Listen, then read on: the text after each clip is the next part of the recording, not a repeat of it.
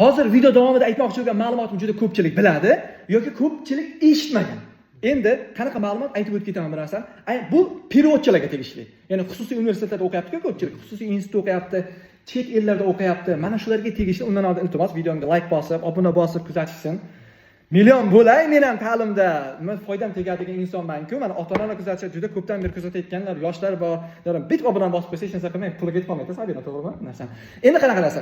Mana zo'r imkoniyati bor. Buni ko'pchilik bilaman deb aytadi, hozir aytsam. Mana xususiy institutga, universitetga o'tgani kirdi.